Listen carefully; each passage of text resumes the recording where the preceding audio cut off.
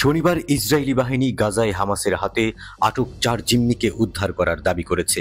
একই সময়ে হামাস কর্মকর্তাদের মতে ইসরায়েলি বিমান হামলায় আল নুসেইরাত এলাকায় 200 ফিলিস্তিনি নিহত হয়েছে।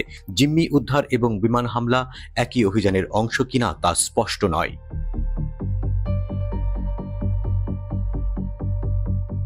ইসরায়েলের এক সামরিক মুখপাত্র বলেছেন, একটি ব্যস্ত আবাসিক এলাকায় উদ্ধারের ঘটনা ঘটেছে। তারা দাবি করেছে হামাস যোদ্ধারা সুরক্ষিত বেসামরিক নাগরিকদের মধ্যে জিম্মিদের লুকিয়ে রেখেছিল।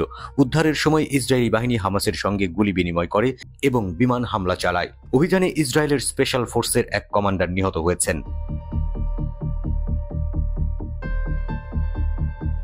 উদ্ধার জিম্মিরা বলেন, 26 বছর বয়সী নোয়া আর্গামনি, 22 বছর বয়স্ক মিরজান, 27 বছর বয়সী আন্দ্রে কোজলভ এবং 41 বছর বয়স্ক স্লোমি জিভ তাদের হাসপাতালে নিয়ে যাওয়া হয়েছে এবং সুস্থ আছেন।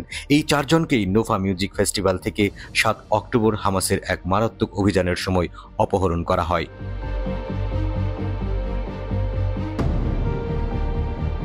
7 অক্টোবর হামাসের অভিযানে ইসরায়েলে প্রায় 1200 জন নিহত হয়।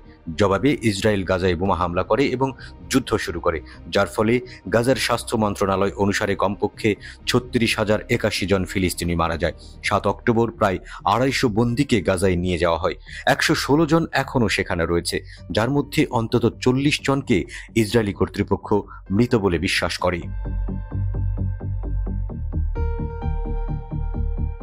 ইসরায়েলি টিভিতে নোয়া আর্গামানিকে দেখানো হয়েছিল, যিনি খুশিতে তার বাবার সাথে ফের মিলিত হচ্ছেন এবং ইসরায়েলি প্রেসিডেন্ট আইজাক হারগোজের সাথে কথা বলেছেন। পোল্যান্ড জিম্মি উদ্ধারের প্রশংসা করেছে, উল্লেখ করেছে যে জিম্মিদের মধ্যে একজন ইসরায়েলি পোলিশ নাগরিক।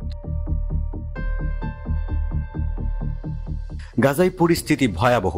ফিলিস্তিনি স্বাস্থ্য কর্মকর্তারা জানিয়েছেন, নুসেইরাতে ইসরায়েলি হামলায় নারী ও শিশুসহ বহু মানুষ নিহত হয়েছেন। নিহতদের মধ্যে সঠিক সংখ্যা জানা যায়নি।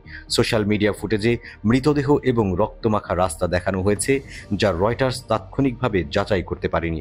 নুসেইরাতের বাসিন্দা চিকিৎসাকর্মী জিয়াদ বলেন, হরর সিনেমার মতো হলেও এটি বাস্তব নির্বিচার হত্যা। এই এলাকায় ইসরায়েলি ড্রোন ও যুদ্ধ বিমানগুলো সারা রাত লোকজনের বাড়িঘর ও পলায়নপর মানুষের ওপর এলোমেলোভাবে গুলিবর্ষণ করেছে।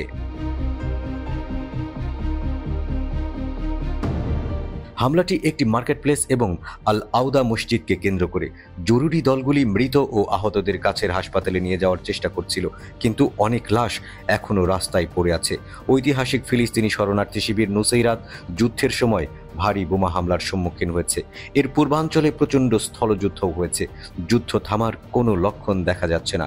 এমনকি ইসরায়েলের প্রধান মিত্র মার্কিন যুক্তরাষ্ট্র যুদ্ধবিরতির আহ্বান জানানো সত্ত্বেও সংঘর্ষ মধ্যপ্রাচ্যকে অস্থিতিশীল করে তুলেছে।